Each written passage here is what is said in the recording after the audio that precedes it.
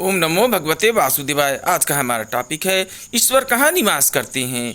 ईश्वर की खोज के लिए हम मंदिर, मस्जिद तथा गिरजाघरों में जाते हैं। अनेक पवित्र स्थानों में जाकर के प्रार्थना करते हैं, परंतु ईश्वर का स्थान तो मानव का पवित्र हृदय है, जहाँ पर मनुष्य प्रेम से परिपूर्ण होता है, दयालु तथा दया की भावना से परिपूर्ण होता है। तो ईश्वर ऐसे हृदय पर निवास करते हैं। ईश्वर अदृश्य है, परंतु ईश्वर का निवास स्थान ऐसा हृदय है जो प्रेम से प्रकाशित हो तथा दया से भरा हुआ हो, क्योंकि यदि मन में अंधेरा है तो ईश्वर कहाँ दिखाई देंगे। इसलिए अपने मन को आप प्रेम से प्रकाशित कीजिए तथा दया की भावना से प्रकाशित कीजिए। यदि आपका हृदय प्रेम से प्रकाशवान है तो ईश्वर आपके हृदय पर बसते हैं। इसी तरह से यदि आपका हृदय काइंडनेस अर्थात दया से भरा हुआ है तो यहाँ पर ईश्वर निवास करते हैं।